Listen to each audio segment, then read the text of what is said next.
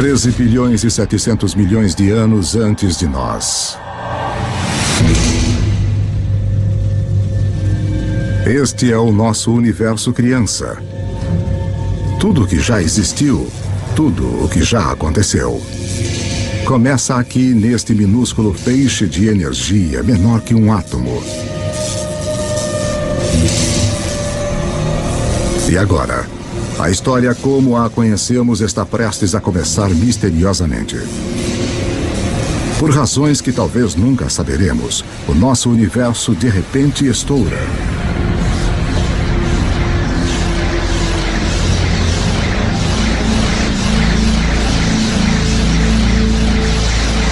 Em um milionésimo de milionésimo de milionésimo de milionésimo de milionésimo de milionésimo de segundo.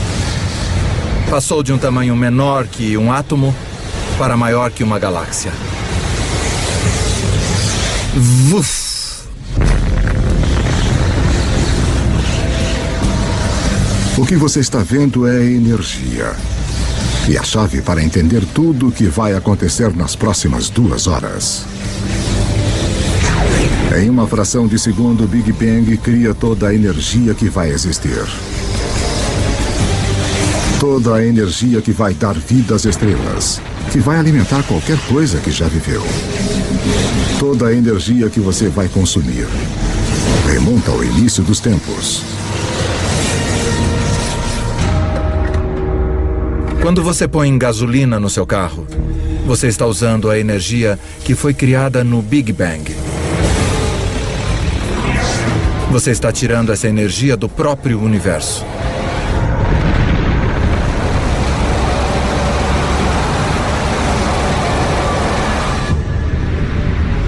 Estamos há apenas alguns minutos em nossa viagem de 2 horas. Mas já se passaram 380 mil anos. Você está prestes a testemunhar o nascimento de seus ancestrais originais. Os primeiros átomos. Isso é hidrogênio. O universo irá usá-lo para fazer tudo no mundo ao redor de nós.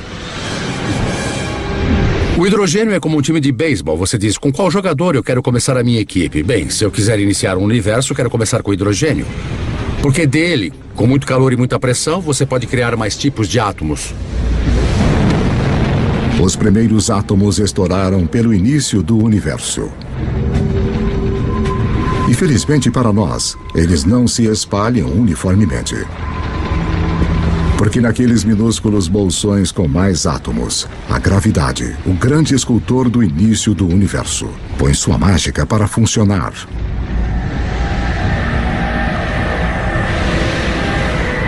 As primeiras galáxias estão começando a se formar, revelando um segredo atemporal do universo.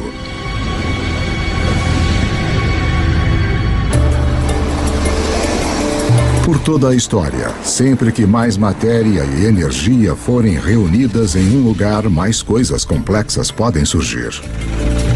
Nós temos todos esses centros urbanos ao redor do planeta, onde tanta criatividade e arte, tanta ciência e cultura surgiram por causa dessas oportunidades das coisas interagirem entre si.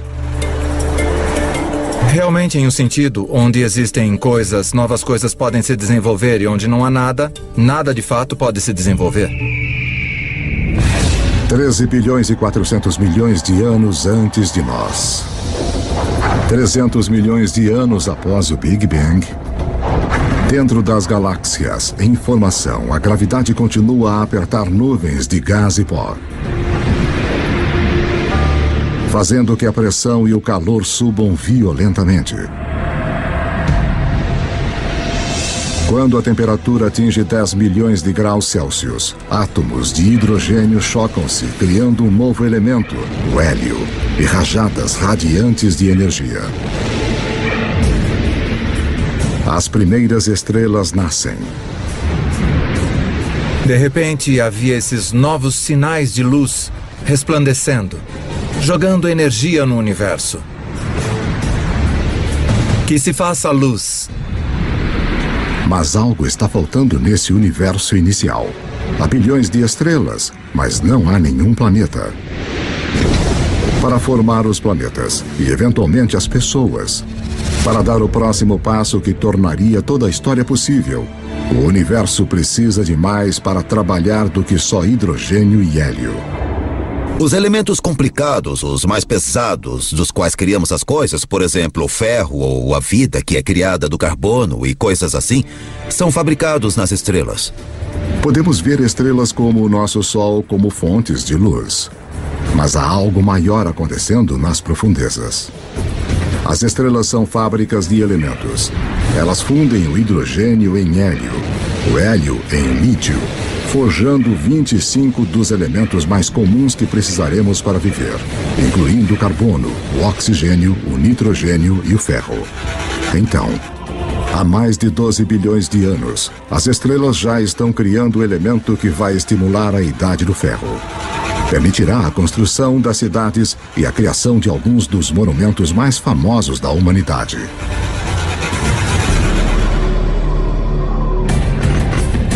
Mas uma olhada na Estátua da Liberdade revela o próximo desafio à espera do universo inicial.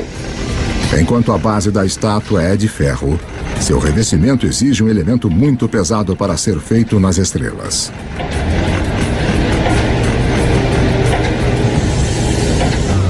Para a senhorita Liberdade ter um material na sua pele.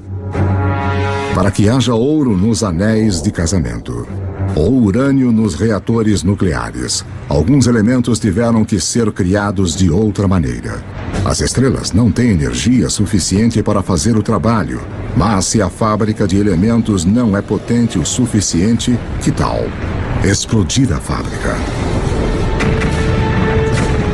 Apenas alguns milhões de anos após as primeiras estrelas se formarem, algumas delas explodiram. Estas explosões, conhecidas como supernovas, são as maiores explosões do universo desde o Big Bang, fornecendo o impulso extra de energia necessária para fundir elementos mais pesados. Na explosão de fogo de sua própria destruição, as estrelas criam urânio, ouro, todos os elementos restantes que vão encher o nosso mundo, incluindo o cobre. A tabela periódica dos elementos é, de fato, uma espécie de biblioteca de matéria do universo. Esses são nossos blocos de construção, tudo que sai desse conjunto químico específico. Tabela periódica.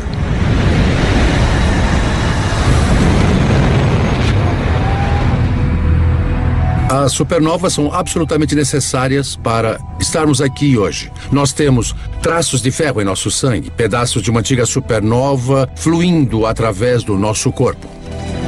Todos nós somos pó estelar. Cobre e estanho, idade do bronze. Sem supernovas não há idade do bronze. Vá a qualquer supermercado e compre um multivitamínico. E leia os ingredientes. Você vai encontrar cobre, zinco, selênio. Você vai encontrar todos os elementos que só podem ser criados em uma supernova. Os elementos feitos pelas estrelas vão se tornar as sementes da vida na Terra e os condutores da história humana. Mas a viagem está apenas começando. Antes que possa haver vida, o universo precisa construir-nos um lar adequado. Para construir uma casa adequada, você tem que juntar os materiais certos todos num só lugar. Quando os planetas se formam, é a mesma coisa. É o material que você tem em mãos que vai ditar o tipo de casa que o seu planeta vai ser. Juntar o material suficiente no lugar certo de uma só vez leva um tempo muito longo. Pelos próximos 8 bilhões de anos, mais da metade da história como a conhecemos, as fábricas de elementos continuam seu trabalho. Estrelas explodem e renascem. Cada geração com mais elementos pesados que a anterior. Até que 4 bilhões e 600 milhões de anos antes, finalmente, há materiais reunidos suficientes para o próximo passo no caminho até nós.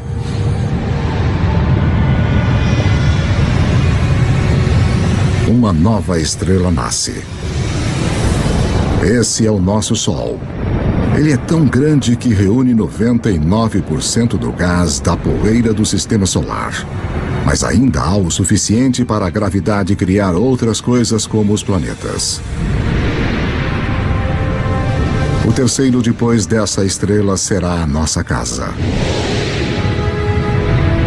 Na época em que a Terra surge, pouco mais de 4 bilhões e meio anos antes, 2/3 da história do universo já se passaram. As primeiras auroras nascem no planeta alienígena em formação. Um mundo que gira tão rápido que um dia dura apenas 6 horas. Quando você volta para a Terra primitiva, logo após a formação do planeta, você precisa pensar na Terra como outro planeta. O Sol teria revelado uma cena miserável de lava derretida. E em alguns lugares você veria rocha preta vulcânica boiando. Dentro da rocha liquefeita, os elementos estão todos em confusão. Alguma coisa tem de trazer ordem para este caos. E mais uma vez, esse algo é a gravidade. O material mais leve flutua em direção à superfície e forma uma crosta sólida, enquanto o material mais pesado afunda em direção ao centro, formando um núcleo de ferro-níquel derretido. Este metal líquido agitado cria um campo magnético que se estende até o espaço. Como um campo de força, ele irá proteger o nosso futuro lar das partículas carregadas mortais do Sol. Em breve, este campo magnético vai permitir que a vida cresça e depois orientar os exploradores que vão ligar as duas metades do mundo. Mas para que tudo isso aconteça, a Terra vai precisar de um parceiro fundamental. 4 bilhões e meio de anos antes de nós. 4 bilhões e meio de anos antes, um objeto do tamanho de Marte bate no planeta a 40 mil quilômetros por hora.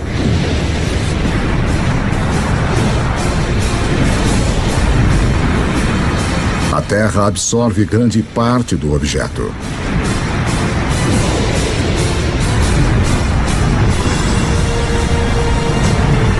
Mas um jato de restos de fundição é rebatido para o espaço. Num período de 1 ano, a gravidade reúne o material numa esfera secundária em órbita ao redor da Terra, onde tem ficado desde então. A formação da Lua foi um evento muito importante na história da Terra. E de fato, sua criação há mais de 4 bilhões de anos é muito importante para o clima da Terra de hoje. A Lua mantém a Terra firme. Sua força gravitacional evita que o planeta balance, salvando-nos de terríveis oscilações de clima. E a colisão que formou a Lua deixa a Terra inclinada em seu eixo, dando ao planeta um ingrediente-chave para a vida: estações do ano. Ter estações é muito importante para a evolução da vida na Terra. E ter uma certa estabilidade na inclinação dos eixos é muito importante também para a manutenção da vida na Terra. A gravidade da Lua também começa a diminuir a rotação da Terra, o que acabará prolongando nossos dias de 6 horas para 24. – 4 bilhões e 400 milhões de anos antes de nós. 4 bilhões e 400 milhões de anos antes. É muito quente na Terra para a água líquida existir, mas há o vapor de água, fumaça na atmosfera. O truque é saber como tirá-lo do céu. Em qualquer mundo onde se espera ter vida, um pouco de chuva deve cair.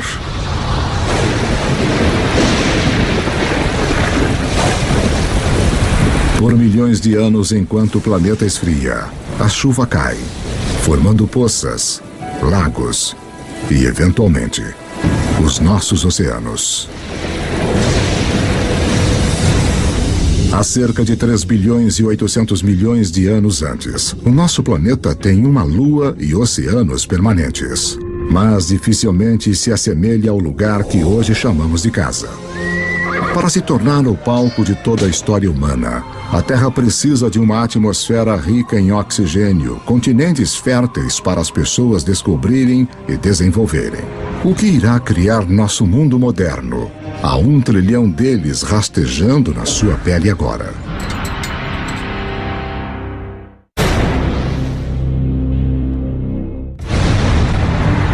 Estamos contando a história do mundo em 2 horas, a partir do Big Bang até os dias atuais. E o nosso mundo moderno tem pistas importantes para a história. Na verdade, estruturas como essa escondem uma ligação misteriosa com a primeira vida na Terra. 3 bilhões e 800 milhões de anos antes de nós. 3 bilhões e 800 milhões de anos antes. Abaixo da superfície dos nossos oceanos primitivos. Uma revolução está ocorrendo.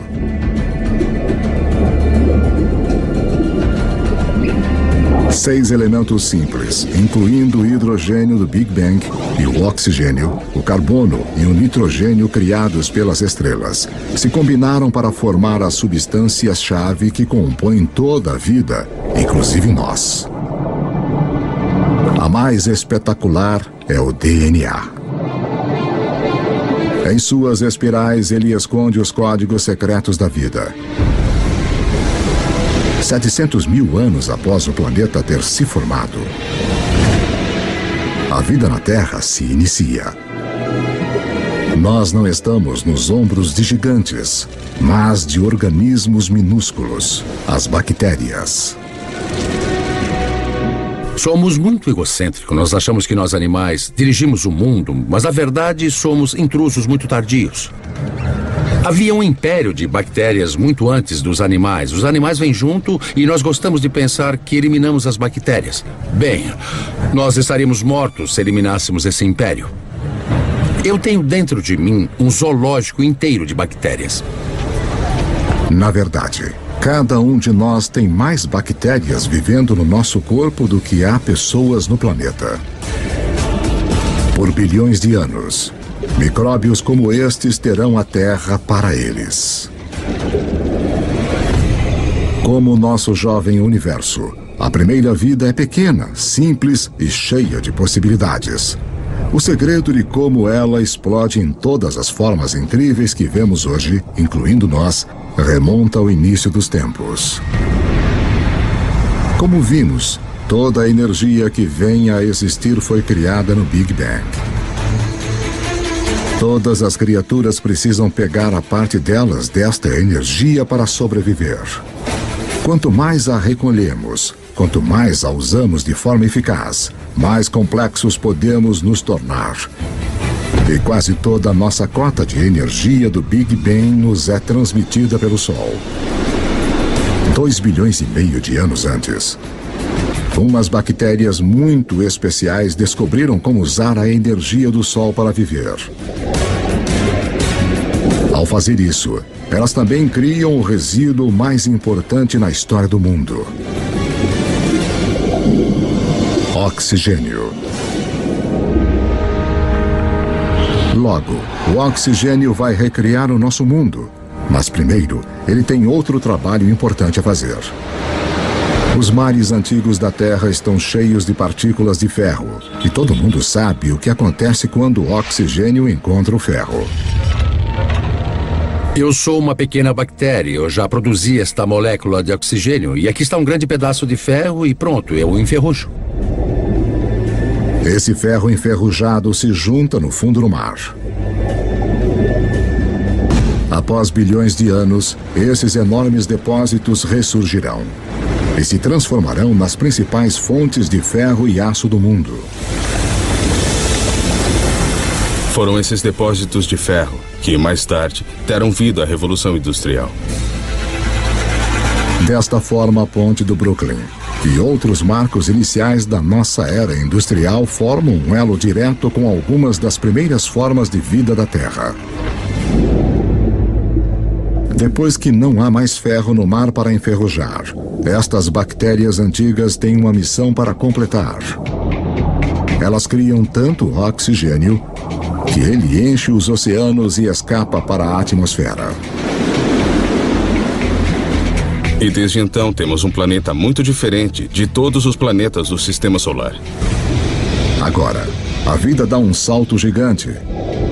Pela primeira vez, algumas bactérias aprendem a viver no oxigênio. Cada respiração humana é um ritual de 2,5 bilhões de anos. A vida tende a ficar com o que funciona mesmo ao longo de bilhões de anos. Oxigênio é um divisor. Ao domar o seu poder, a vida encontrou uma maneira melhor de revigorar-se, 20 vezes mais eficiente do que qualquer coisa usada na Terra antes. O que a vida faz com toda essa energia nova será a história que leva a nós.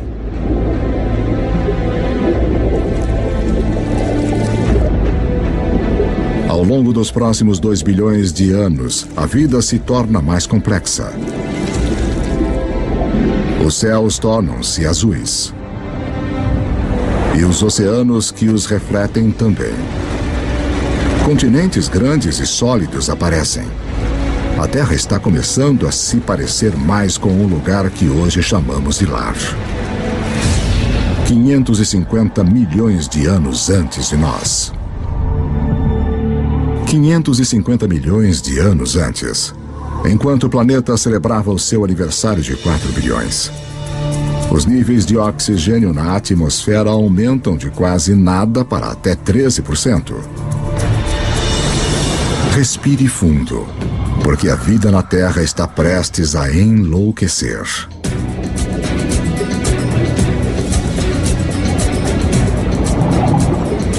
Esta é a explosão cambriana, a versão da biologia do Big Bang. Logo após haver oxigênio em abundância, você tem tamanho e complexidade. E o oxigênio permite que você crie isso. É neste espaço de tirar o fôlego de cerca de 30 milhões de anos antes que a maioria dos principais grupos de animais evoluiu. Há cerca de 500 milhões de anos, os primeiros peixes ósseos evoluíam nos mares. Estes peixes são os nossos ancestrais diretos, apesar de não parecerem nada com nós. Eles evoluíram as partes do corpo que vão tornar possíveis nossos próprios corpos, incluindo uma coluna e uma boca com mandíbulas e dentes. Devemos muito a nossos ancestrais peixes. Na verdade, todos os vertebrados de hoje representam modificações do corpo original do peixe. Nos primeiros 4 bilhões de anos de história da Terra, as plantas e os animais estavam presos ao mar. Mas isso tudo começa a mudar. Com o oxigênio vem uma camada de ozônio protegendo-nos da radiação perigosa. As plantas fazem o primeiro movimento.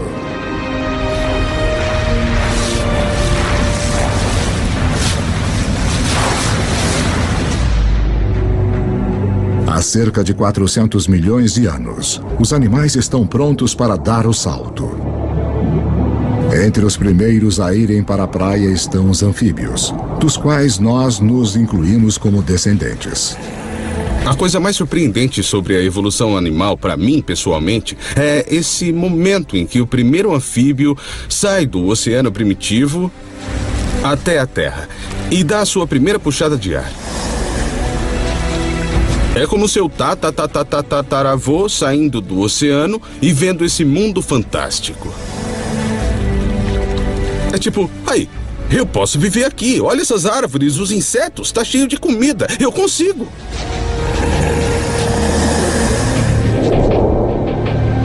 No final, os seres humanos conquistariam cada tipo de terreno possível.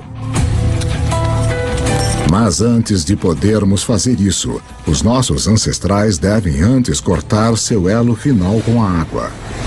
A temporada de acasalamento. Como as rãs modernas, eles têm os ovos gelatinosos que secariam em terra.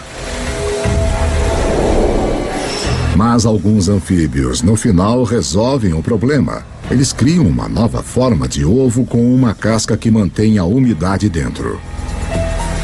Isso nos permite carregar o oceano conosco para a Terra e sinaliza a evolução de anfíbios para répteis.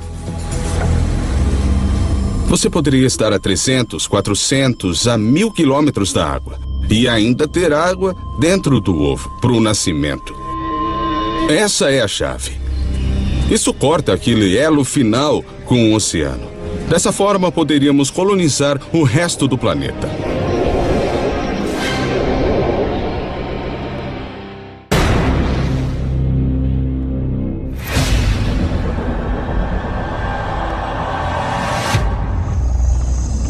$300 milhões de anos antes. A vida floresce em enormes pântanos tropicais, onde o planeta Terra está cozinhando uma surpresa. Conforme as plantas morrem aqui, elas são enterradas, compactadas e cozidas. A energia criada no Big Bang é irradiada pelo Sol para as plantas na Terra. Agora está presa no subsolo. Como o carvão, é um presente que será aberto pelos humanos milhões de anos no futuro. 250 milhões de anos antes de nós. 250 milhões de anos antes. Um apocalipse se desenrola. O maior pico de atividade vulcânica desde os primórdios do planeta. A atmosfera é sufocada com dióxido de carbono e a diversidade de vida animal gerada na explosão cambriana é interrompida e morta. Mais de 70% de todas as espécies na Terra entram em extinção na pior morte em massa da história. A extinção do Permiano. A extinção é um personagem recorrente na história do planeta Terra. 5 vezes nos últimos 500 milhões de anos, algum cataclismo dizimou as espécies dominantes. É uma remodelação do sistema, que permite que novas criaturas ocupem o lugar. Novas criaturas como os dinossauros. Os dinossauros reinarão pelos próximos 160 milhões de anos. Durante esse tempo, as florestas de madeira de lei aparecem pela primeira vez. E depois de mais de 4 bilhões de anos, a gravidade da Lua finalmente faz a Terra ter um dia de 24 horas. No início da era dos dinossauros, os continentes são agrupados em uma única massa de terra chamada Pangeia. Mas agora, ela começa a se separar. A África se separa da América do Sul. O vasto Oceano Atlântico se abre, criando o que se tornará uma das barreiras que definem a história humana. O abismo entre o velho e o novo mundo. As estrelas indiscutíveis da era dos dinossauros são animais como o Triceratopus e o Tiranossauro Rex. Mas existem algumas criaturas importantes correndo nos seus pés. Se traçássemos nossa linhagem a uma longa distância, nos veríamos como pequenos ratos mamíferos, cercados por esses titãs de vida réptil. Durante esse tempo, os mamíferos viviam na periferia. Estávamos talvez roubando ovos de dinossauro, talvez apenas tentando existir. E os dinossauros nos impediam. O maior destaque da história dos dinossauros, que foi de 160 milhões de anos, é que nós perdemos. Os mamíferos perderam. Nós não podíamos ficar muito maiores do que um gatinho. Por 160 milhões de anos, todos os animais de tamanho médio, médio-grande, grande, gigante eram dinossauros. Esse tempo todo. Eles nos venceram completamente. Mas a casa está prestes a ser redecorada.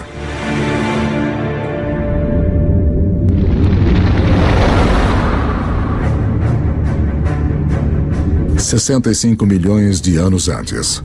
Um objeto de 9 quilômetros de largura, provavelmente um asteroide, bate na Terra.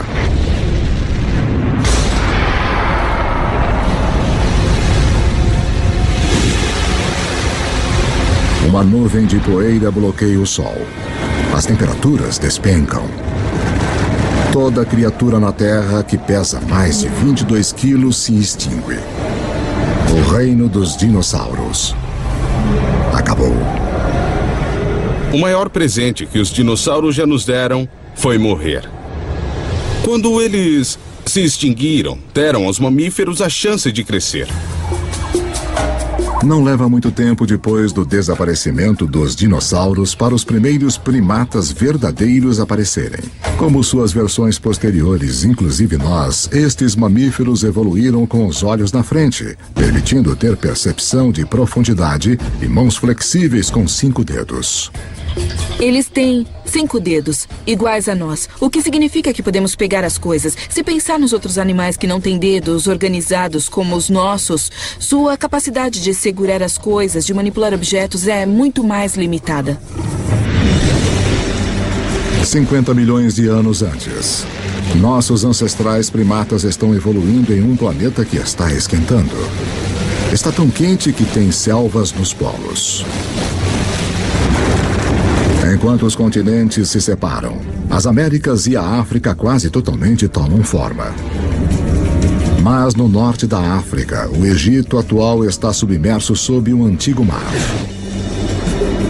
No fundo desse mar vivem pequenas criaturas em conchas chamadas nummulites. Suas conchas feitas de cálcio e carbono se acumulam no fundo do mar ao longo de milhões de anos, formando o calcário. O calcário que será usado para se construir as grandes pirâmides. Se você olhar de perto as pirâmides hoje, você ainda pode ver evidências de que esses monumentos de 4.000 anos de idade são, na verdade, feitos de conchas de 50 milhões de anos. 10 milhões de anos antes de nós. Há cerca de 10 milhões de anos, a Terra está se transformando no mundo que a maioria de nós reconhece. O Rio Colorado está esculpindo o Grand Canyon. Cadeias de montanhas como o Himalaia surgiram. Elas são tão altas que perturbaram os padrões climáticos, preparando o palco para um planeta mais frio. O Istmo do Panamá emerge para ligar a América do Norte e do Sul, cortando a ligação entre o Atlântico e o Pacífico, interrompendo as correntes oceânicas e levando o mundo ainda mais para uma idade do gelo. Com o planeta esfriando, os nossos ancestrais primatas ficam presos aos trópicos.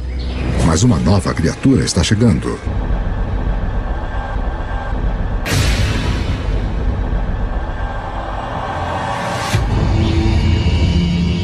Sete milhões de anos antes. Nossos ancestrais primatas viviam em segurança nas árvores, mas a sua região está prestes a ser invadida. Este recém-chegado terá um efeito mais profundo sobre a história humana que qualquer outro ser vivo na Terra. Parece quase impossível de acreditar, mas uma das coisas mais importantes que irá levar ao surgimento de nós é o surgimento da grama.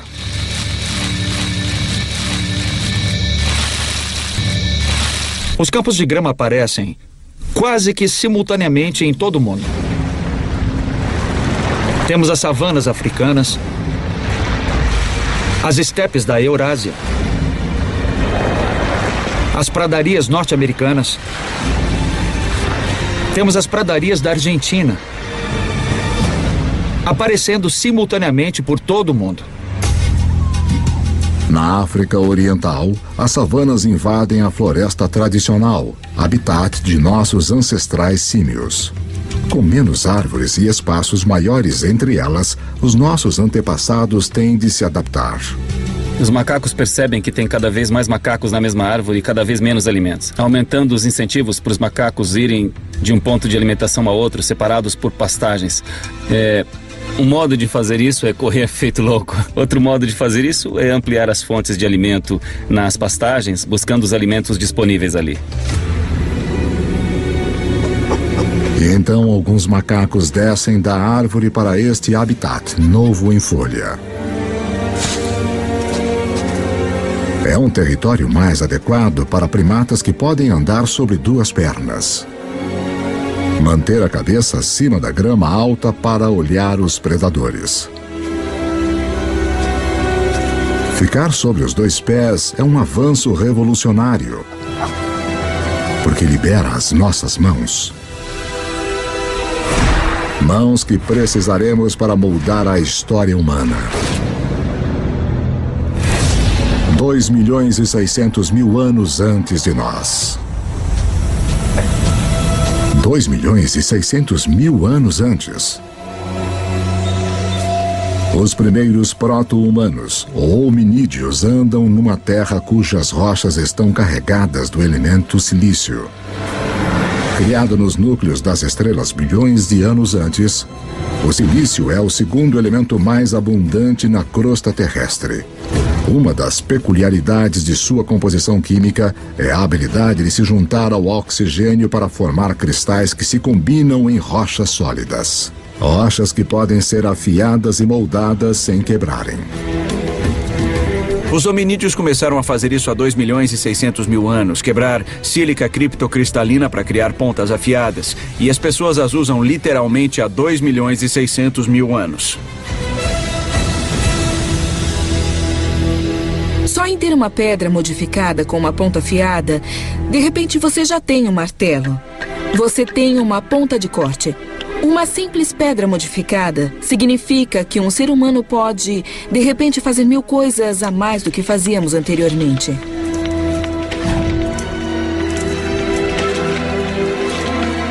Essa pequena tecnologia extra permitiu que nossos ancestrais persistissem e, no final, se transformassem na gente. O silício lança a primeira revolução tecnológica, a Idade da Pedra. Milhões de anos depois de termos usado nossos primeiros dispositivos portáteis, outra peculiaridade química do silício vai torná-lo o máximo da tecnologia, mais uma vez. O próximo salto para se tornar verdadeiramente humano encontra-se num pequeno segredo de nosso planeta. No universo conhecido, aconteceu que a Terra teria um poder raro e especial.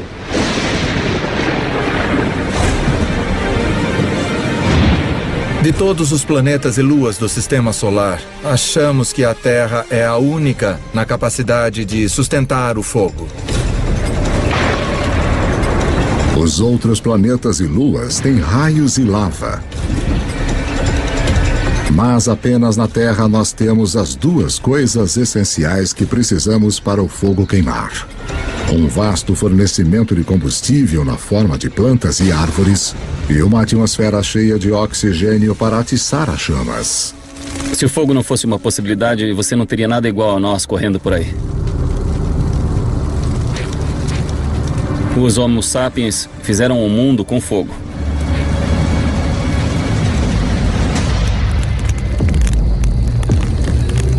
Os nossos antepassados mantêm o fogo firme sob controle há 800.000 anos.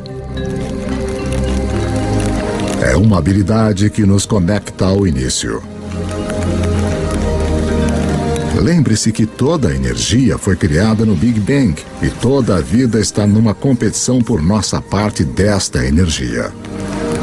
Usar o fogo para cozinhar é como ter um estômago externo para quebrar alimentos, liberando mais calorias, o que nos dá mais energia, que, por sua vez, permite-nos suportar cérebros maiores. O fogo é também a tecnologia de última ponta. Em breve vamos usá-lo para transformar barro em cerâmica, em armas, a água em energia a vapor. Se não existir o fogo, não pode existir o motor de combustão interna. Sem fogo, não há metal. Sem fogo, não há borracha. É uma tecnologia que abre um mundo de possibilidades para as criaturas que sabem como usá-la. 200.000 anos antes de nós. 200.000 anos antes. O homem moderno tomou forma totalmente. A caixa da laringe ou da voz que está no alto da garganta em nossos ancestrais desceu. Sons mais complexos são agora possíveis. Nós começamos a falar. Pela primeira vez, a informação pode ser compartilhada entre indivíduos e pelas gerações. Seres humanos ganharam uma vantagem importante sobre qualquer outra criatura da Terra. Você pode dizer, meu avô disse que quando os elefantes não aparecem, saímos para caçar zebras. Sabe, a minha tia disse que a sua prima achou um poço de água do outro lado desse rio. E todos nos beneficiamos e podemos entender o que dizemos quando estamos descrevendo o que descobrimos sobre a paisagem. A linguagem altera os humanos de serem como computadores solitários para serem computadores em rede, onde se compartilham informações. Agora, você não depende de sua experiência pessoal. Você pode pegar emprestado a experiência de outra pessoa com quem pode se comunicar. Isso é uma vantagem poderosa. Nenhuma outra criatura tem isso. Como espécie, os seres humanos tornaram-se exponencialmente mais inteligentes. O tabuleiro do jogo global foi montado e agora estamos prontos para jogar. 100.000 anos antes. O homem pode se locomover. Temos as mãos ágeis e ferramentas primitivas. Podemos nos comunicar e controlar o fogo. Estamos finalmente prontos para nos expandir de nosso lar africano. Em um caminho em formação há milhões de anos. As mudanças nos continentes ligaram a África à Eurásia na maior massa de terra contígua do planeta, a Afro-Eurásia. 90 milhões de quilômetros quadrados, mais de 2 vezes a área da superfície de nossa Lua inteira. Para os primeiros humanos, isto significa que mais da metade da Terra no planeta pode ser alcançada a pé. A dispersão humana foi uma virada de jogo crucial. Nós somos um dos poucos primatas que vivem em mais de um continente ao mesmo tempo. Então, isto significa que nós estamos mais protegidos do que outros primatas aos tipos de coisas que causaram as extinções dos grandes mamíferos. É um seguro contra a extinção. A dispersão é o seguro contra a extinção. Mas justo quando o mundo começa a abrir-se ao homem, o planeta se volta contra nós. Uma idade do gelo começa. Agora, o planeta vai nos testar como nunca. Há 50.000 anos, as geleiras começam a avançar para baixo do Polo Norte. Ao mesmo tempo, os humanos continuam a sua conquista do mundo, chegando na China e na Austrália. Há cerca de 30.000 anos, o Homo sapiens chega à Europa pela primeira vez. Há cerca de 20.000 anos, com o gelo se aproximando do seu maior extremo, a marcha do homem atinge a tundra gelada do nordeste da Sibéria. Apesar das provações da Idade do Gelo, o homem resiste e desenvolve as últimas habilidades que precisaremos para sermos humanos de fato. As pistas se encontram nestes símbolos. Temos um passo intelectual para pensar além do que é aqui e agora, além do que é simplesmente necessário para sobreviver. Nós só podemos começar a dizer que temos um organismo que é humano, que é mesmo que nós, quando começamos a ver a evidência do pensamento simbólico. É quando começamos a ver uma foto de uma vaca, que todo mundo vai reconhecer como a imagem de uma vaca. Porque só quando começamos a ver todas essas coisas, podemos dizer que aquilo é humano. Pessoas ou criaturas que pensam como nós, que veem o mundo da mesma forma que nós. E a partir desse momento, a história humana foi marcada por ser diferente de qualquer outra espécie neste planeta. Agora, com uma quantidade enorme de água do planeta presa no gelo, os níveis do mar caem de 90 a 120 metros. A última grande barreira para a disseminação do homem desaparece. Nós chegamos ao Estreito de Bering da Sibéria à América do Norte. Estamos contando a história do mundo em 2 horas, e em apenas uma, mais de 13 bilhões de anos já se passaram. Estes anos de preparação permitiram que o homem finalmente surgisse e se espalhasse pelo planeta. E a história humana que conhecemos pode de fato começar.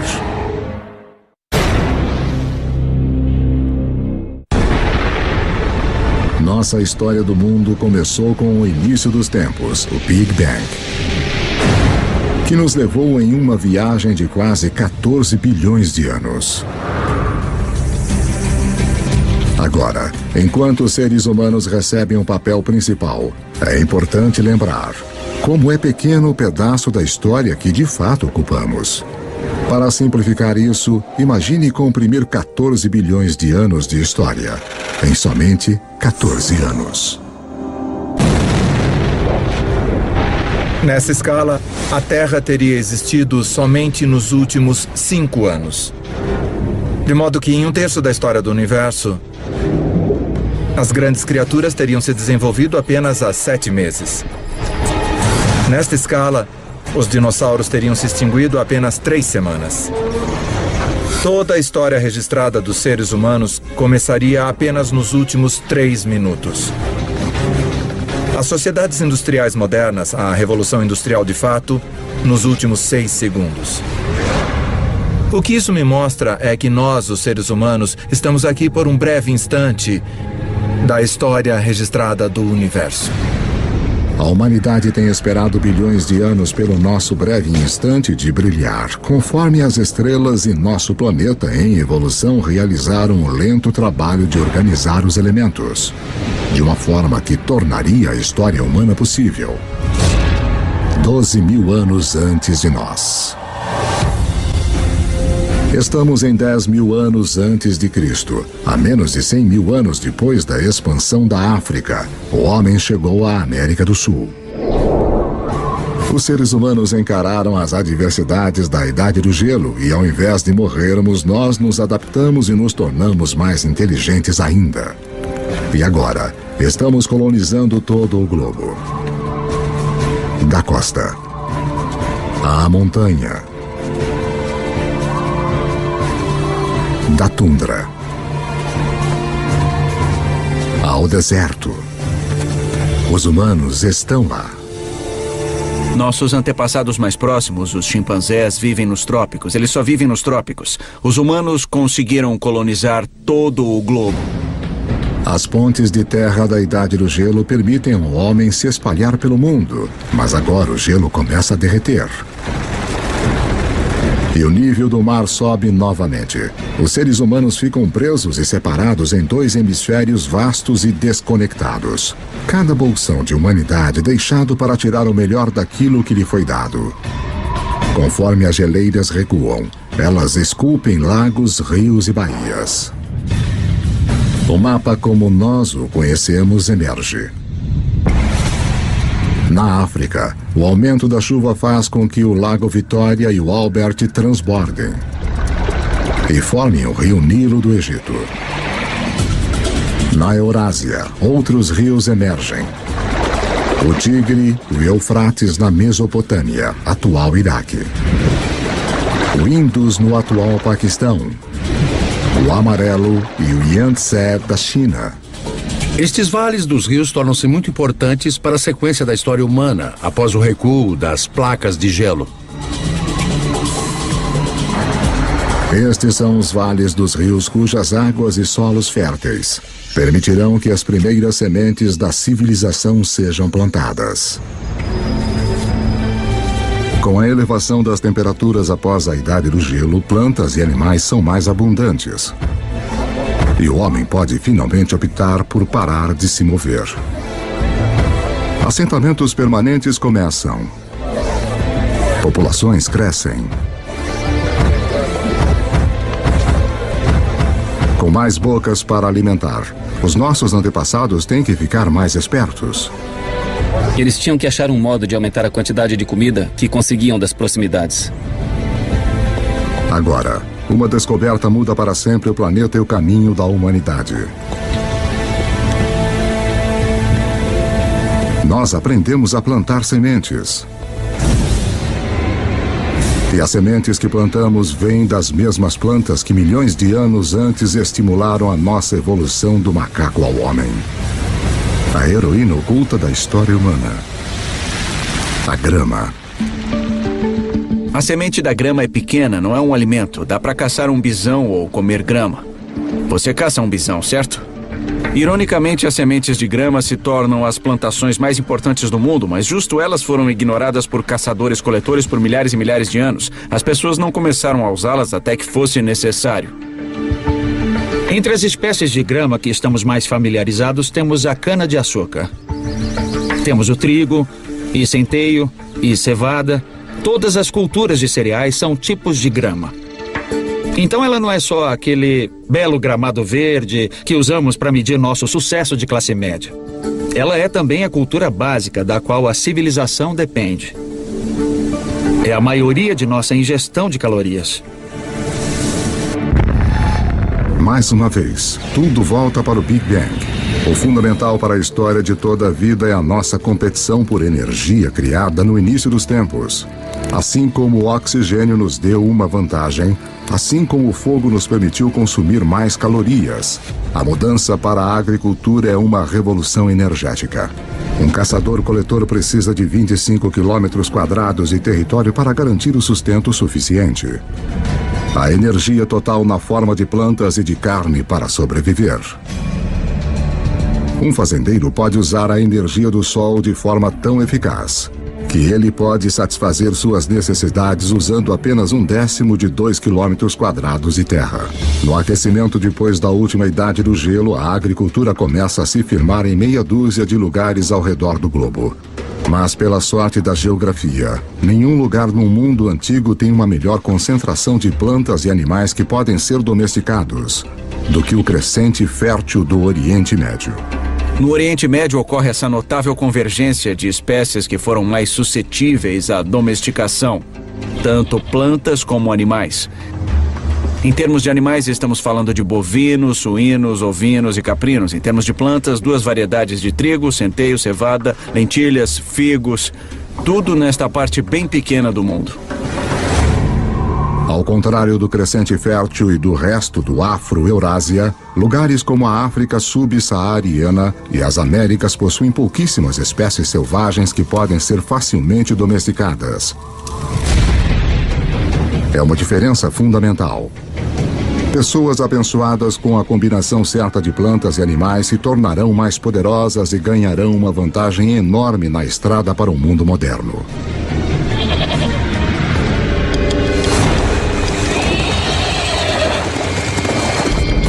Um animal que dá a qualquer ser humano que saiba domá-lo uma vantagem quase imbatível. É o cavalo. É um fato pouco conhecido que, apesar dos cavalos terem evoluído pela primeira vez nas Américas, eles se extinguiram lá junto com muitos outros grandes mamíferos em torno de 10.000 a.C. Havia pelo menos 3 espécies de cavalos da Idade do Gelo na América do Norte, talvez até mais. Alguns pequenos como pôneis, alguns grandes como Clydesdales, e eles evoluíram na América do Norte por 40 milhões de anos. Eles faziam parte da história e aí sumiram. Eles se foram. Estes poderosos aliados em potencial desapareceram antes que pudessem ser usados pelos primeiros norte-americanos. Felizmente, antes que isso acontecesse, muitos cavalos escaparam pela ponte de terra do Estreito de Bering e espalharam-se pelas grandes pastagens e terras de estepe da Eurásia Central. Uma fuga apertada que teve um efeito profundo sobre a história humana. Por volta de 4.000 a.C., os povos nômades da Ásia Central aprenderam a domá-los pela primeira vez. Cavalos domesticados serão usados em toda a Eurásia, participando de tudo, do trabalho até a guerra. Talvez nenhum outro animal tenha tido uma maior influência sobre o curso da história humana. E a volta completa demoraria outros 5.000 anos, quando Cristóvão Colombo traria cavalos com ele em sua segunda viagem para as Américas. Os seus cavalos seriam os primeiros a pisar seus cascos nas Américas desde a grande extinção há mais de 10.000 anos. 6.000 anos antes de nós. 6.000 anos antes, a domesticação de animais e plantas prepara o palco para a próxima fase da história humana. Assim como as nuvens de poeira interestelar recolhem material para formar estrelas, um tipo de atração está se iniciando conforme lugares como a Suméria, localizada em uma parte do crescente fértil conhecida como Mesopotâmia. Atraem pessoas, suportam grandes populações e se tornam centros de poder e inovação. Em 3.000 anos antes de Cristo, alguns desses assentamentos sumérios podem de fato ser chamados de nossas primeiras cidades. Um deles, Uruk, tem cerca de 50.000 pessoas vivendo em menos de 3 quilômetros quadrados. Uma densidade populacional que se compara a Nova York dos dias de hoje. Os seres humanos tornam-se tão eficientes na obtenção de energia de alimentos cultivados que esta área de terra, que antes só poderia ser usada por um caçador-coletor, agora é usada por milhares. Mas uma mudança na dieta também desencadeia uma nova dependência. Depois que você muda para a agricultura, 80% a 90% de suas calorias tornam-se dependentes de talvez uma ou duas espécies, no caso do Oriente Médio, trigo e cevada. E no caso do trigo e da cevada, ambos amadurecem na mesma época. Os seres humanos têm que colher as sementes ao mesmo tempo, então agora tínhamos nossa comida do ano chegando de uma só vez. É como se seu salário fosse pago uma vez por ano. Você precisa guardá-lo, você precisa planejar. Porque se inevitavelmente a sua plantação falhar, você passa fome. E você não vai ter outra chance por mais 12 meses.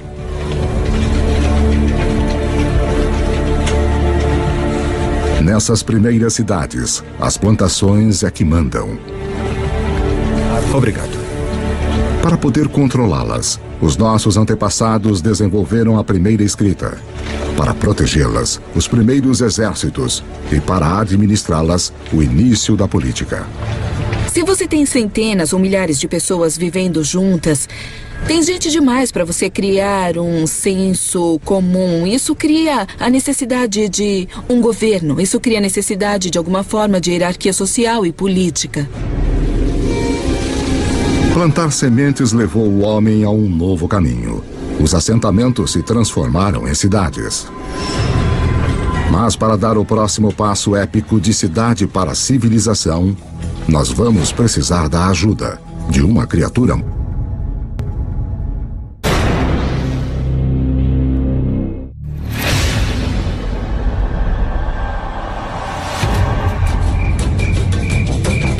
Cinco 5.000 anos antes.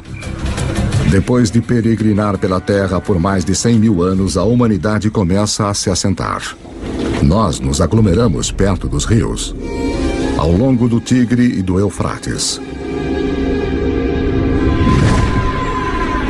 do Nilo, do Indus, do Amarelo e do Yangtze. As civilizações estão prestes a decolar.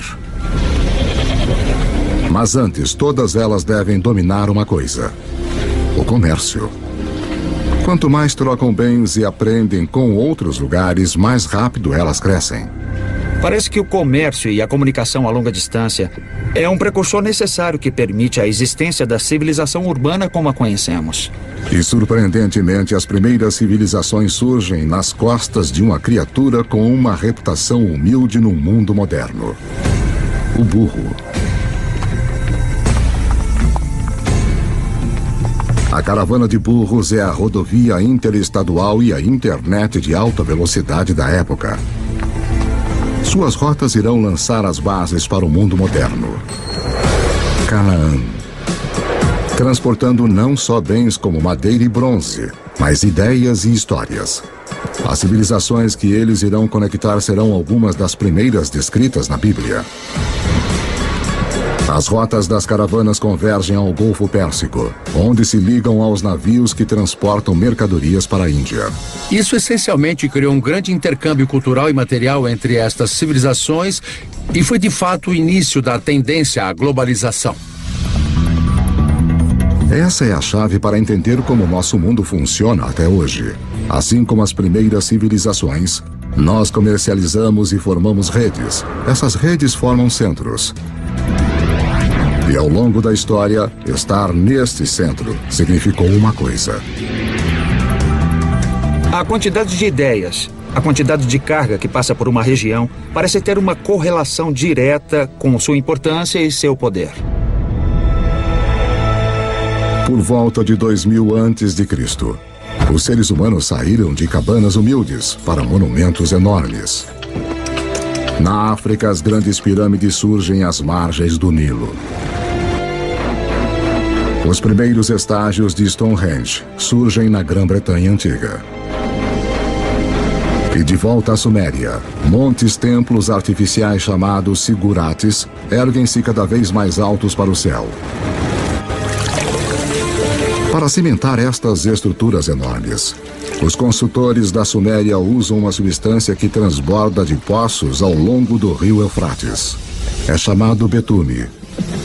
Usado como asfalto no mundo moderno, é o primeiro produto petrolífero a ser explorado pela humanidade.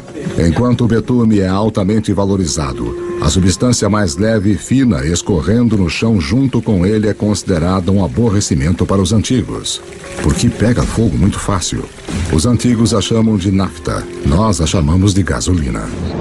E ela é um dos primeiros indícios dos vastos campos de petróleo que um dia transformarão o berço da civilização em um centro de riqueza e de guerra. O legado dessas primeiras civilizações pode ser visto de maneiras surpreendentes. O sistema de contagem suméria baseava-se no número 12 em vez de 10, razão pela qual dividimos nossos dias em 2 blocos de 12 horas. A nossa hora em 60 minutos e os nossos minutos em 60 segundos. Os sumérios também provavelmente inventaram a roda, o que eventualmente leva a uma outra invenção que vai mudar o curso do mundo: a carroça. Então, se juntarmos a invenção suméria da roda com a domesticação do cavalo que ocorreu entre esses povos nômades, temos uma peça de tecnologia militar formidável. Por volta de 1200 a.C., um choque de civilizações que usavam carroças corta as rotas de comércio de cobre e estanho.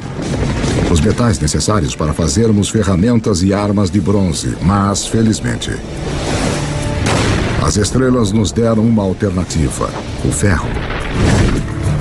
Agora, os ferreiros fazem uma descoberta crucial. Ao trabalhar em altas temperaturas, eles podem liberar o poder desse metal antigo. Mais fácil de afiar, 700 vezes mais comum na Terra do que o cobre, ele é um diferencial. A humanidade entra na Idade do Ferro.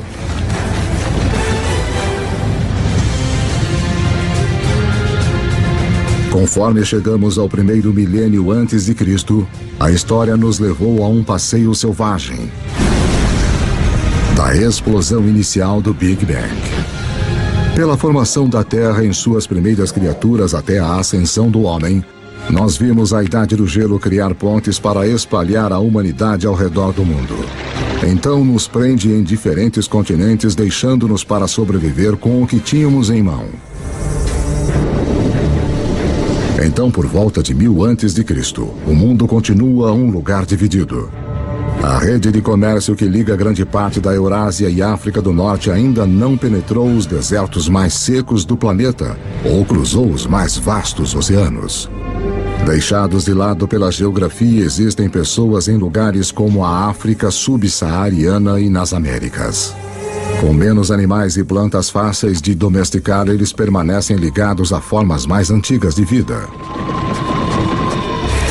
2600 anos antes de nós. 600 antes de Cristo. A cavalaria havia chegado. Os humanos vão a cavalo para a batalha pela primeira vez. Nós vimos que apenas domar um cavalo dá ao homem uma enorme vantagem. Agora, associá-lo com armas de ferro nos torna quase invencíveis. Estes avanços na tecnologia não apenas tornam possível a capacidade de lutar, eles tornam impérios possíveis. 323 a.C. E essa é a história dos milênios seguintes. Com novas tecnologias e logística melhorada, os impérios se espalham, unindo enormes áreas de terra sob um controle central. Conforme os impérios crescem, crescem também novas crenças.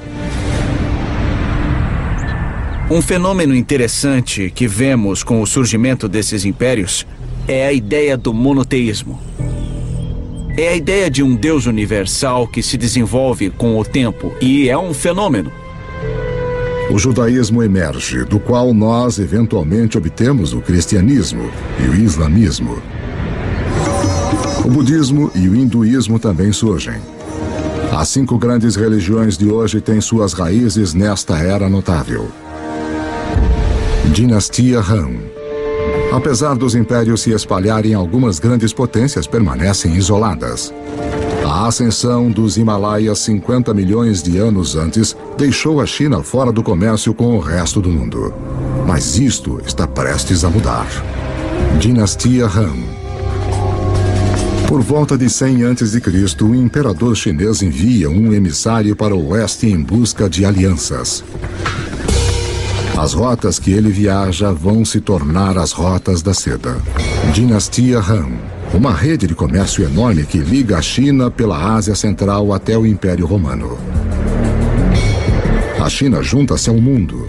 Império Romano. Pelo que sabemos, nenhum comerciante chinês conhecia um romano, nenhum romano conhecia um chinês. Pelo menos nesse primeiro período das rotas da seda. Mas aí este vasto comércio começou a explodir. Entre cerca de 100 a.C. e 200 depois de Cristo, temos 3 séculos de intercâmbio comercial e cultural num nível que não havia sido visto antes da história humana. Mas esta nova rede humana também desencadeia perigos ocultos.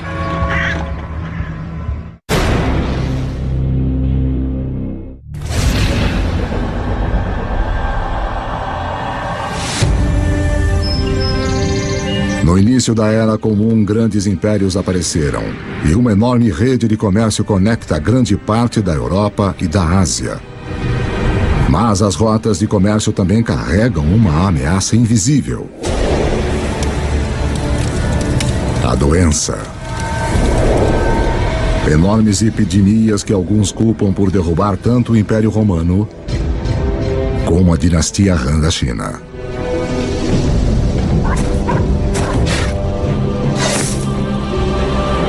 Mas estas redes também contribuem para a propagação da religião. Em 312 d.C., o imperador romano Constantino converte-se ao cristianismo, abrindo o caminho para torná-lo a religião dominante da Europa e do Ocidente.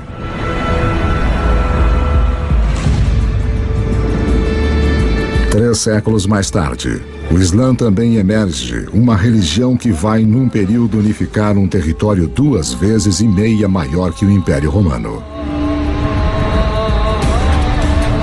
O comércio árabe irá impulsionar a inovação para os próximos 1000 anos e expandir a rede global para lugares que nunca havia ido antes. Os árabes se localizam no meio da Afro-Eurásia. Tem comerciantes árabes que estão navegando para a China. Tem comerciantes árabes viajando até o Oceano Atlântico. Então eles estão bem no meio da ação. O segredo do comércio árabe? O camelo. Uma criatura cujo ancestral, como o cavalo, escapou para o outro lado da ponte de terra de Bering, para fora da América do Norte. Uma caravana de 6 camelos pode levar até 2 toneladas de carga e viajar 150 quilômetros por dia. 2 vezes a carga de uma caravana de burros, na metade do tempo. Pela primeira vez, caravanas de camelos abrem rotas de comércio confiáveis que cruzam o deserto do Saara, levando à formação dos primeiros estados da África Ocidental. O comércio árabe se expande, levando o sal do Saara a Roma, o arroz do leste da Ásia para a Índia, os segredos de fabricação de papel da China para a Europa e inúmeras outras invenções e ideias ao redor do mundo. De onde vem a palavra usada para limão? De onde vem a palavra usada para café? Todas elas são em árabe. Porque os árabes trouxeram um grande número de culturas alimentares para a Europa. As culturas cítricas de laranja vêm do sul da China. Mas elas não chegam ao Ocidente até a grande era dos árabes. No norte da África Islâmica, um comerciante italiano chamado Leonardo Fibonacci torna-se conhecedor dos modos dos comerciantes árabes. Ele se prende em um sistema de contas simples, mas engenhoso que se originou na Índia, mas é amplamente utilizado no mundo árabe. Seus escritos irão difundir esse conhecimento para a Europa e ao redor do mundo. Com todos fazendo contas de forma igual, os negócios e o comércio vão explodir. E por causa de Fibonacci, as pessoas ainda hoje quase universalmente usam os números conhecidos como algarismos árabes. Mas há outra ideia que os comerciantes árabes vão espalhar. Algo ainda mais influente. Ela origina-se na China por volta de 800 depois de Cristo. Um alquimista chinês em busca de uma fórmula para a vida longa se depara com a química que pode levar à morte súbita. Ele combina carbono e enxofre com salitre, um composto de potássio, nitrogênio e oxigênio. Forjado nas estrelas, esses elementos agora se juntam para fazer pólvora. A receita da pólvora no final vai para o Ocidente pelas rotas da seda até o mundo islâmico, onde os guerreiros muçulmanos vão usá-la para disparar balas de canhão contra os cristãos das cruzadas.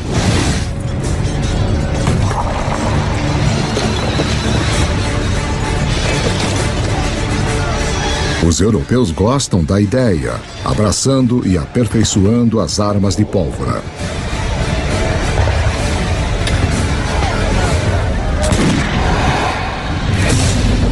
"500 anos antes de nós. 1492 depois de Cristo. Há cerca de 400 milhões de pessoas no mundo, mas ele ainda é dividido em dois. Nas Américas, as civilizações dos astecas, maias e incas estavam no auge. Enquanto do outro lado do mundo, como resultado da queda de Roma, a Europa estava rachada como um ovo em estados individuais. Para o italiano Cristóvão Colombo, isso significa que ele pode pedir financiamento para uma sucessão de governantes europeus. Até que ele finalmente convence o rei e a rainha da Espanha a apoiarem as suas expedições. Foi necessária toda a história da Terra para que a viagem de Colombo fosse possível. Para seguirem ao vento, ele usa velas triangulares, uma tecnologia copiada dos árabes. Para guiá-lo, a bússola, uma invenção da China. E para orientar a agulha, um campo magnético criado pelo núcleo do planeta em si. Apesar de Colombo estar à procura de uma nova forma de chegar à Índia, ao invés disso, o que ele faz é finalmente e para sempre ligar as duas metades do mundo. A viagem não é apenas significativa na história americana. Como você verá, é um evento crucial para toda a história humana. Nada jamais será igual.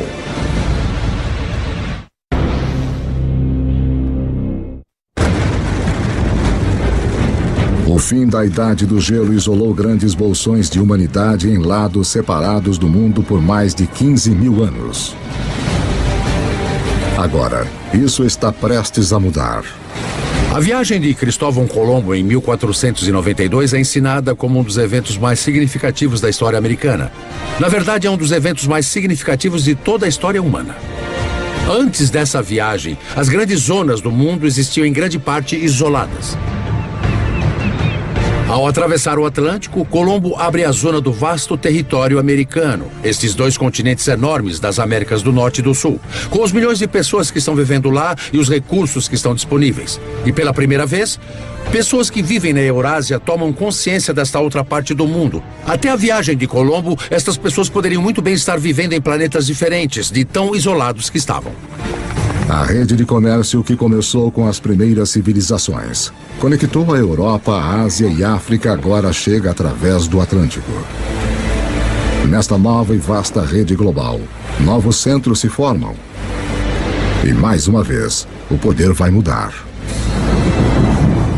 Nos últimos 2000 anos, em geral, a Europa não foi tão importante. Então nós entramos na Era de Colombo. E adivinha só, este é exatamente o momento em que vemos a ascensão do Ocidente. É aí que o Ocidente começa a assumir, quando ele se encontra completamente no centro da maior rede de comércio que o mundo já viu. Agora os alimentos que tinham se isolado nos continentes desconectados começam a se mover ao redor do mundo. O milho das Américas aparece no Egito e na China. As batatas dos Andes se mostram perfeitamente adequadas aos solos da Irlanda e da Rússia. Os velhos grãos que cresciam férteis, como o trigo, começam a alimentar as Américas. Novos alimentos significam mais calorias, mais energia. Em 3 séculos após a viagem de Colombo, a população do mundo vai mais que dobrar para 900 milhões. Mas as forças desiguais nos 2 hemisférios agora chegam num clímax mortal. Os conquistadores europeus, herdeiros da agricultura e dos animais do crescente fértil e da difusão do comércio pelas vastas redes do Velho Mundo, chegam com armas, montando cavalos e portadores de doenças infecciosas. O resultado? Carnificina. Nos anos seguintes da primeira viagem de Colombo, 95% da população nativa das Américas vai morrer pelas armas e germes europeus.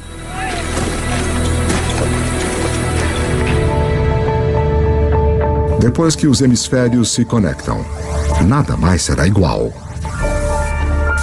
Veja a incrível história do açúcar. Quimicamente, é a única fonte de combustível para o nosso cérebro, uma substância que estamos programados a desejar. O açúcar bruto vem principalmente da cana. Mais uma vez, uma grama terá o papel central na história da humanidade. Cultivada pela primeira vez mais de 6.000 anos antes na Ásia, os europeus descobriram o açúcar no Oriente Médio durante as cruzadas e o levaram para casa. A Europa estava viciada, mas não havia praticamente nenhum lugar na Europa onde o açúcar pudesse crescer. Aí nós temos Cristóvão Colombo e a descoberta do Novo Mundo. E os conquistadores espanhóis. Sim, eles inicialmente estão muito interessados no ouro e na prata. Mas, na verdade, eles só querem ficar ricos e não ligam como conseguir isso. E depois que o ouro e a prata foram saqueados, o próximo passo é criar as plantações de açúcar. Os próprios espanhóis não querem trabalhar nas plantações de açúcar. Eles começaram a procurar uma nova força de trabalho. E mais do outro lado do Atlântico, há um lugar onde se pode comprar escravos. E se olharmos para a história da escravidão, o destino número 1 de escravos da África são as plantações de açúcar. Então, a evolução do açúcar molda o desenvolvimento da história no Oriente Médio, nas cruzadas, na conquista da Mesoamérica e mesmo na história da escravidão da África para as Américas. 300 anos antes de nós. No ano de 1700, a humanidade atingiu um muro. A maioria dos seres humanos continua tendo uma vida simples, mais que nossos antepassados. Quando você pensa no mundo em 1700, a maioria das pessoas eram agricultores, praticavam agricultura de subsistência em pequena escala. A maioria das fabricações eram feitas em oficinas. Em 1700, demora mais de 1 ano para a carga e a informação circular o planeta. Mais tempo do que demoraria hoje para chegarmos a Marte. O que nos impede é a forma que dispomos de nossa energia. No Egito de 2000 a.C., 90% de todo o trabalho era feito por músculos humanos, com animais no restante. Em 1700, na Europa, a maioria dos trabalhos, 70% ainda era feita pelo músculo humano. A força muscular por si só não podia abrir o caminho para a Idade Moderna, mas há um avanço escondido nas profundezas da Terra.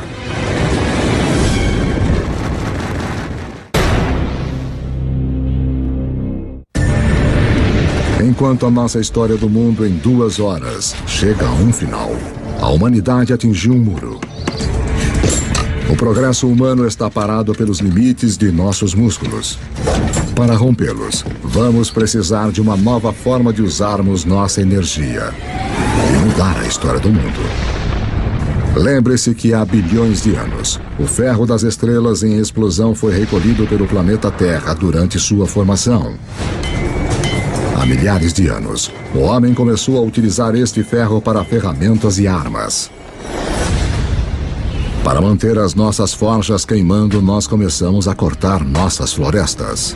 Agora, 300 anos antes na Grã-Bretanha, o ferro está em alta demanda e as árvores estão se esgotando.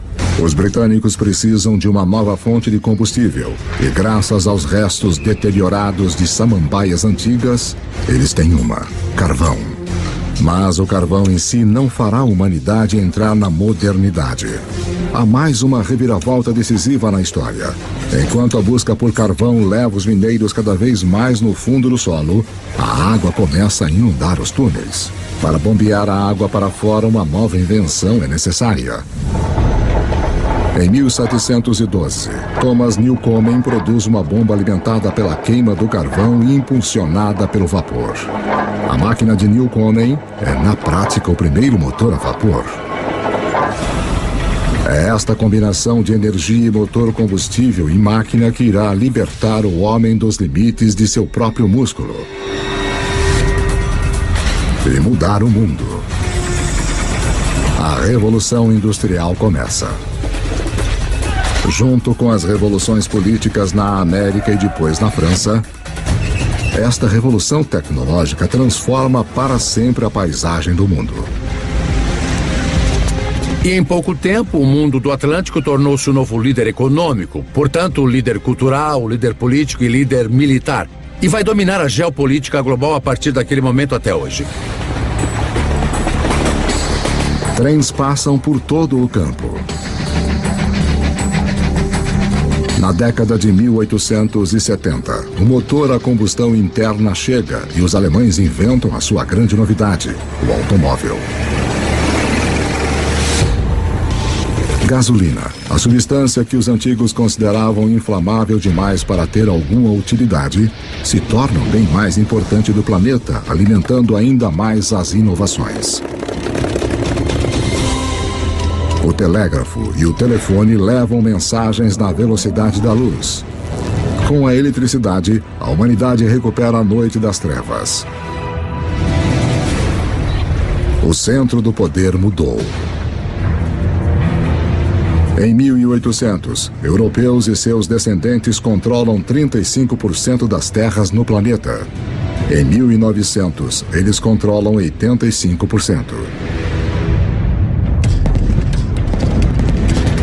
Por volta do século XX, os combustíveis fósseis e o motor a combustão interna amplificaram tudo, incluindo a guerra. Esta tecnologia fez do poder militar e da conquista militar algo que poderia ser internacional. Internacional de uma forma nunca vista antes. No século XX, quase 3 vezes mais pessoas são mortas como resultado da guerra do que nos últimos 2000 anos da história humana juntos. A aplicação das habilidades e tecnologias industriais do século XVIII chegou ao seu ponto culminante com esses eventos extraordinários. E tudo está sendo conduzido de novo pelos micro-organismos fossilizados de entidades orgânicas que desapareceram nos pântanos antigos há muitos milhões de anos. A Revolução Industrial também permite que a população humana exploda.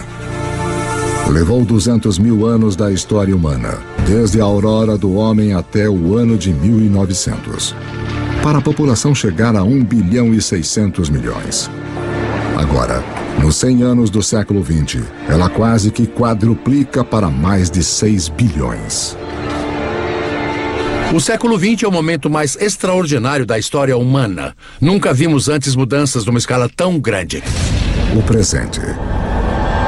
Em 31 de outubro de 2011, o número total da população da Terra atingiu os 7 bilhões. Nós somos os jogadores dominantes no planeta. Aprendemos a aproveitar 50 mil vezes mais a energia do que nossos antepassados de apenas 10 mil anos antes. Essa energia impulsiona nossas vidas movimentadas numa rede literalmente mundial. Que, como vimos, esteve na estrada sempre que os seres humanos andaram pela Terra. Nossa história de 2 horas está chegando ao fim. Uma história que começou, na verdade, há 14 bilhões de anos. Com um pequeno universo, onde tudo estava em um só lugar. Em seguida, o Big Bang. Toda a energia que já existiu criada em um instante. A gravidade esculpiu nosso universo. Por bilhões de anos, estrelas e supernovas criaram todos os elementos que no final precisaríamos. Depois, uma Terra extrema tomou forma e ficou nas condições adequadas para suportar a vida. À medida que o planeta evoluiu, a vida competiu por energia e cresceu cada vez mais complexas. Eventualmente, as condições estavam boas para nossa espécie nascer. Nós dominamos a pedra e o fogo. Quando a idade do gelo chegou, nos espalhamos pelo planeta. E quando o gelo derreteu, estávamos presos em diferentes continentes. Aprendemos a dobrar plantas e animais à nossa vontade. Nós construímos cidades. Depois, civilizações. Criamos uma vasta rede que ligou impérios, juntou os continentes e em seguida cruzou os oceanos. Justo quando parecia que tínhamos chegado ao nosso limite humano, encontramos a energia e a tecnologia para levar-nos ao futuro. Na Terra, as sementes do passado floresceram num presente cheio de energia e criatividade. As histórias de milhares de vidas têm sido vistas como o pano de fundo de um universo quase vasto demais para se compreender. Em tudo o que fazemos, em tudo o que somos, continuamos monumentos vivos do passado, à medida que continuamos a fazer história a cada dia.